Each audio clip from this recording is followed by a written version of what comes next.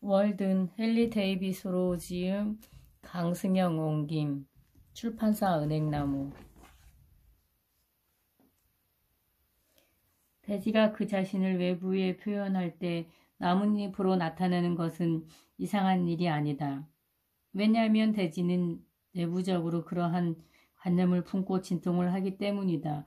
원자들은 이미 그 법칙을 배웠으며 그 법칙에 의해 수태를 했다. 우리 머리 위에 매달려 있는 나뭇잎은 바로 여기에 그 원형이 있다. 그 잎이 지구의 내부이든 동물의 몸속이든 내부에 있을 때는 그것은 수분이 많은 두꺼운 잎, 로브이며 이 말은 특히 간, 폐 그리고 지방엽에 적용할 수 있다.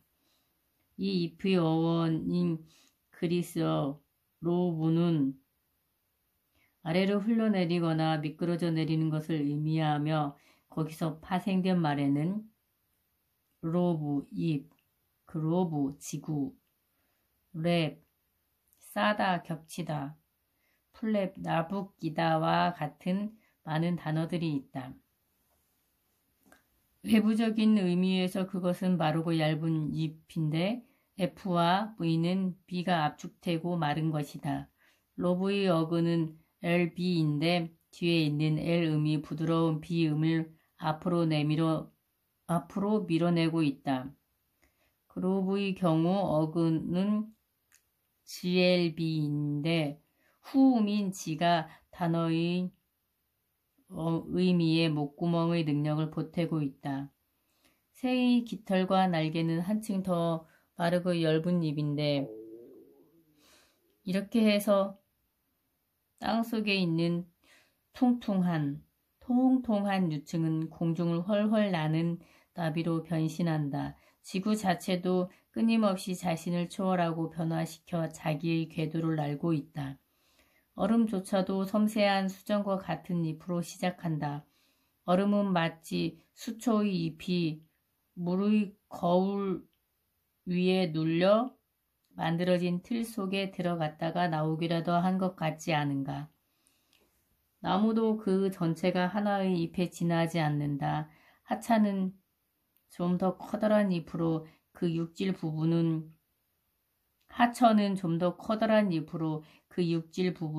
사이에 끼어든 육지이며 말과 도시들은 잎겨드랑이에 자리 잡은 곤충의 알인 것이다. 해가 지면 모래도 흐름을 멈춘다. 그러나 아침이 되면 흐름은 다시 시작되며 갈라지고 또 갈라져 수많은 흐름으로 나뉜다. 혈관의 형성 과정도 아마 이와 비슷한 것이리라. 조금 더 자세히 관찰해 보며 얼었던 거대한 모래 덩어리가 녹으면서 물방울과 같은 끝을 가진 부드러운 모래의 흐름이 마치 손가락 끝으로 밀듯 앞으로 밀어내면서 천천히 그리고 맹목적으로 길을 더듬어 아래로 내려오는 것을 볼 수 있다. 해가 더 높이 올라감에 따라 열과 수분이 증가하면 가장 유동적인 부분은 자연의 법칙에 따라 가장 완만한 부분과 갈라져서 그 내부에 꾸불꾸불한 수로 내지는 동맥을 형성한다. 그 안에는 작은 은빛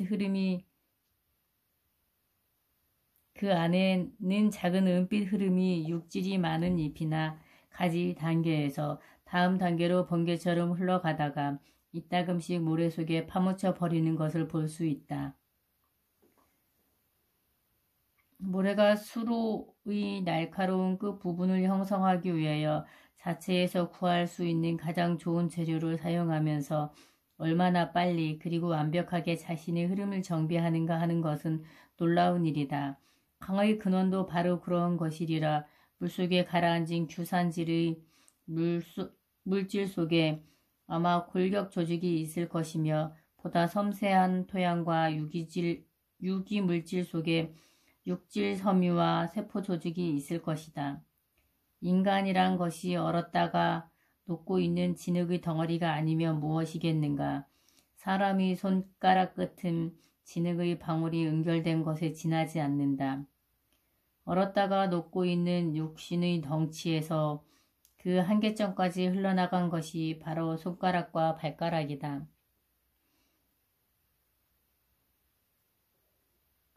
보다 온화한 환경 아래에서는 인간의 육체가 어디까지 확장되어 흘러갈지 그 누가 알겠는가. 손은 열편과 연맥을 가진 종려나무 잎이 아닌가. 귀는 상상이 날개를 편다면 귓불 또는 방울을 가지고 있으면서 머리 옆에 붙어있는 나무 잎이라고 할 수 있으리라. 입술은 동굴 같은 잎의 위아래로 비어져 나와 처져 있다. 코는 분명히 연결된 진흙의 방울이나 종유석이다. 턱은 좀 더 커다란 진흙의 방울이며 얼굴 전체에서 흘러내린 곳이 만난 곳이다. 뺨은 이마에서 얼굴의 골짜기로 미끄러져 내려오다 광대뼈에 부딪혀 퍼진 것이다. 나뭇잎이나 풀잎의 둥그런 열편도 크든 작든 잠시 망설이고 두툼한 방울들이라고 할 수 있다. 나뭇잎이나 풀잎의 둥그런 열편도 크든 작든 잠시 망설이고 있는 두툼한 방울들이라고 할 수 있다. 이 열편들은 잎의 손가락들이다. 열편의 수요만큼 잎은 여러 방향으로 흐르려는 경향을 가지고 있다. 온도가 더 높았거나 더 쾌적한 환경이었다면 잎은 더 멀리 뻗어나갔으리라. 이리하여 이 언덕 비탈 하나가 대자연의 모든 움직임의 원칙을 보여주는 것 같은 생각이 들었다. 이 지구의 창조자는 단지 잎사귀 하나에 대한 특허권을 따놓았을 뿐이다. 어떤 샹폴리옹 같은 사람이 다시 나와 이 상형 문자를 해독해서는 드디어 우리로 하여금 새로운 잎, 새로운 장을 열게 할 것인가. 이 언덕 비탈에서 벌어지는 현상은 우거진 포도 농원의 풍요보다도 더 나를 들뜨게 하고 있다.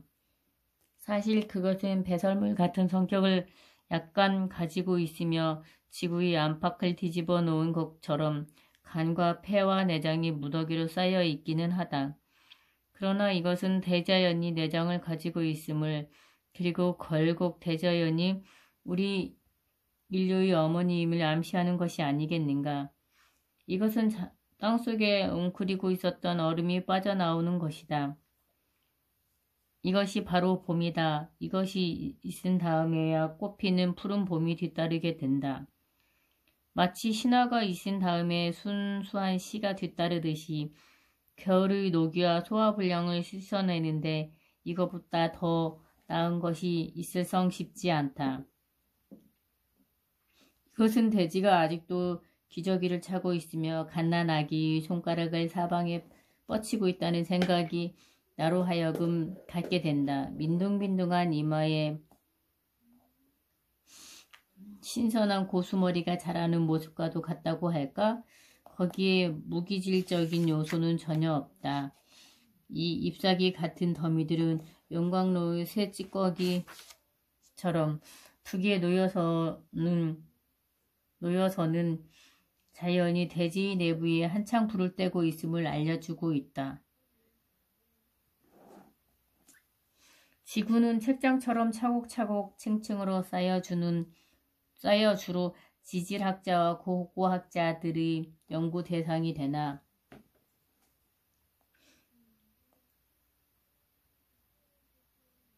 지구는 책장처럼 차곡차곡 층층으로 쌓여 주로 지질학자와 고고학자들의 연구 대상이나 되는 단순한 죽은 역사의 조각이 아니다.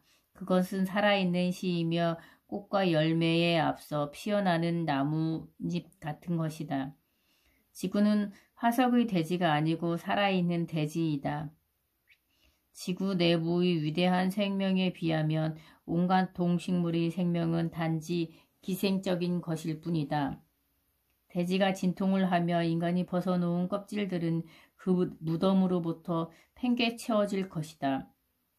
우리는 우리 금과 은을 녹인 다음 가장 아름다운 틀에 부어 아름답기 그지없는 물건을 만들어낼 수도 있을 것이다. 그러나 그것은 대지가 녹아서 흘러나와 만든 이 형태만큼 나를 흥분시키지는 못할 것이다. 대지뿐만 아니라 지구상의 어떤 제도들도 도공의 손에 놓인 진흙처럼 그 형태가 항구적인 것은 아니다.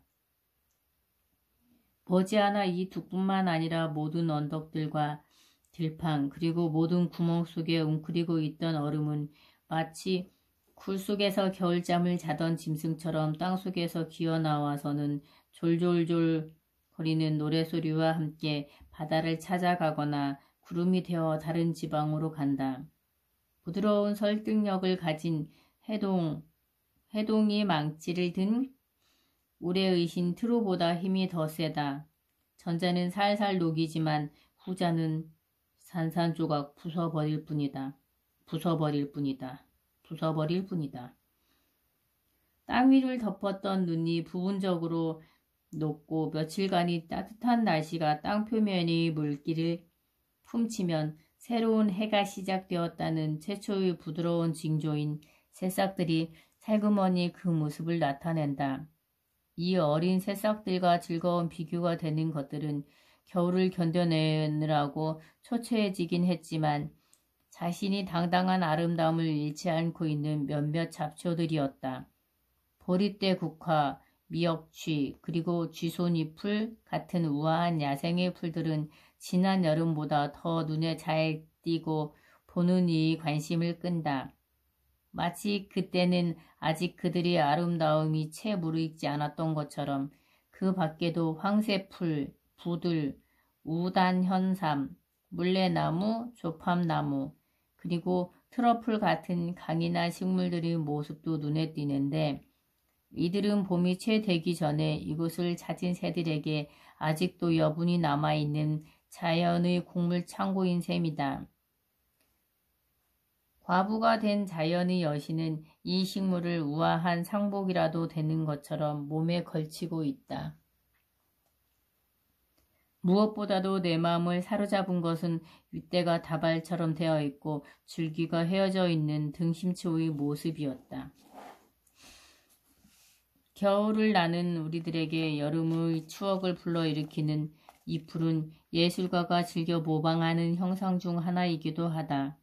별자리가 인간의 마음속에 이미 자리 잡고 있는 어떤 유형들과 밀접한 관계를 가지고 있다면 그와 같은 관계를 식물의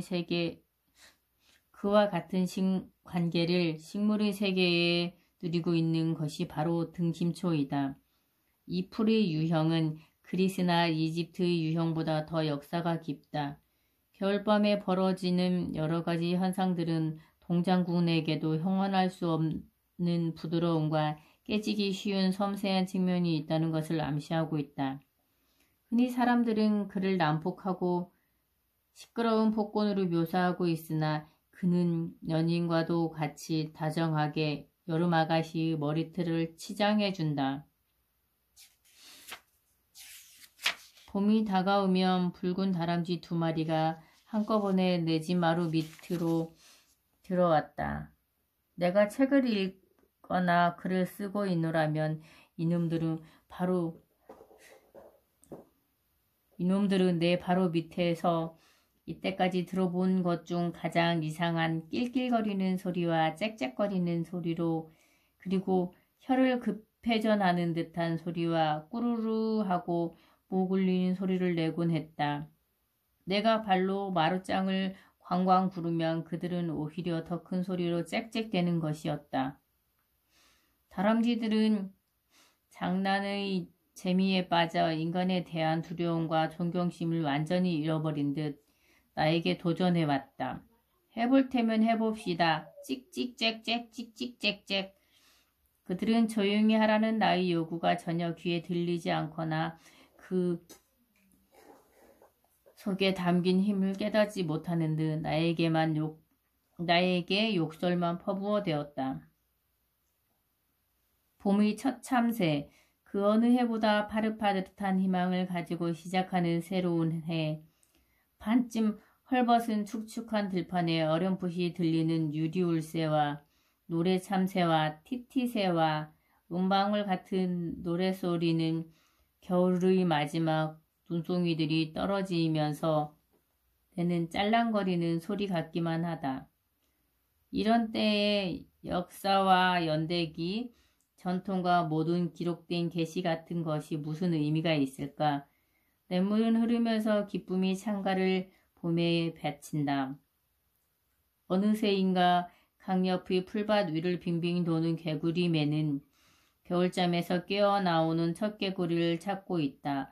모든 계곡에서 눈이 녹아 흘러내리는 소리가 들리고 여러 호수의 얼음도 하루가 빨리 녹고 있다. 봄비의 부름을 받고 풀들은 처음으로 싹튼다. 봄비의 부름을 받고 풀들은 처음으로 싹튼다 하고 어느 옛사람은 말했지만 언덕마다 풀들이 봄불처럼 타오르는 모습이 마치 대지가 돌아오는 태양을 맞기 위하여 내모의 열을 발산하는 것만 같다. 그 불길의 색깔은 붉은색이 아니고 초록색이다. 영원한 청춘의 상징인 풀잎은 흙에서 솟아올라 기다란 푸른 리본처럼 여름 속으로 환히 피어나지만 겨울 추위의 재질을 밟고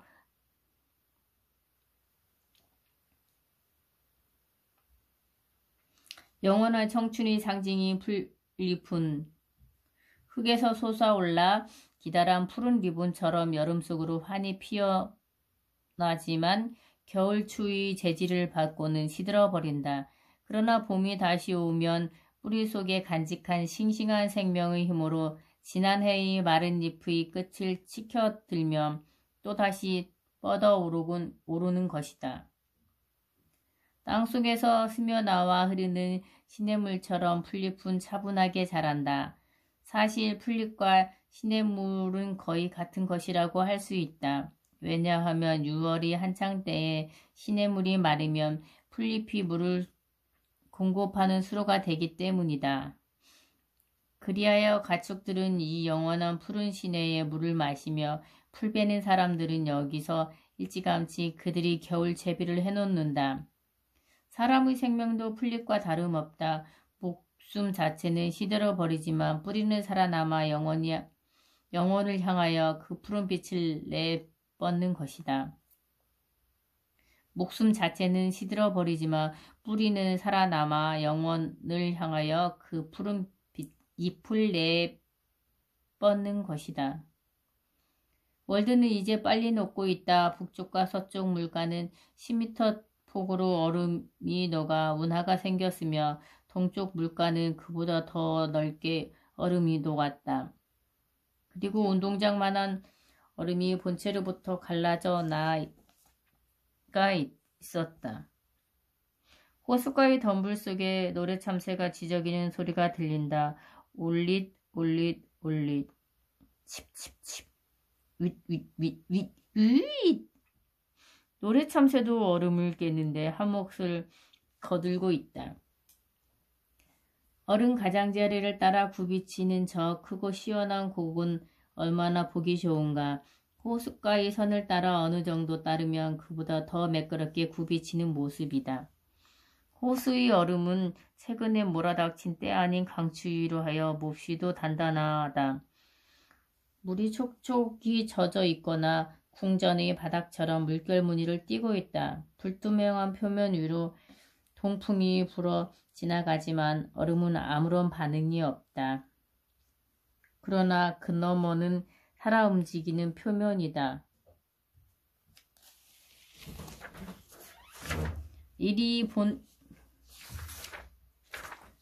이 리본처럼 길게 뻗어있는 호수물이 햇빛 속에서 반짝이는 모습은 눈이 부실 정도로 아름답다.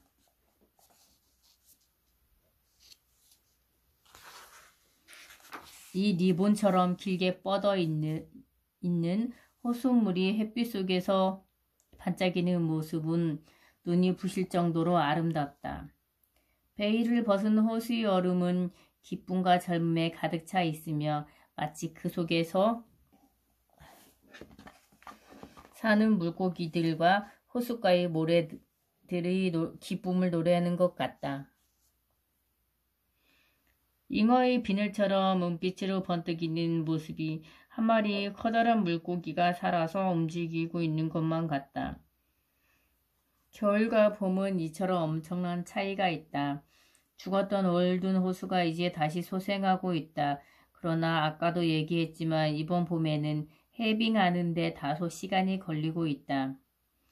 눈보라치는 겨울날이 화창한 봄날을 바꾸며 음침하고 무기력했던 시간이 밝고 탄력 있는 시간들로 바뀌는 과정은 산천초목이 그 변화를 선언하는 중대한 전기이다.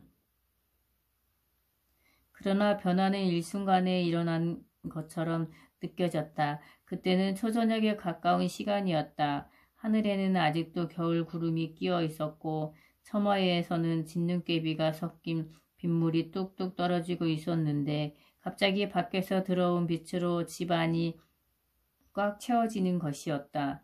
나는 창문 밖을 내다 보았다. 어제까지만 해도 차가운 회색 얼음이었던 곳에 투명한 호수가 여름 저녁처럼 평온하고 희망에 가득 찬 모습을 보여주고 있지 않은가.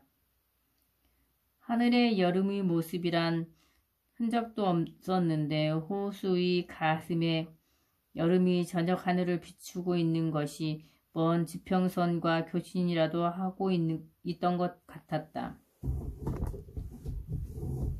멀리서 개똥지박이의 노래소리가 들려왔다. 예나 다름이 없이 아름답고 힘찬 노래소리가 몇천 년 만에 처음으로 듣는 것처럼 느껴졌다. 그리고 앞으로 몇천 년이 지나더라도 그 노래소리를 잊을 수 없을 것 같았다.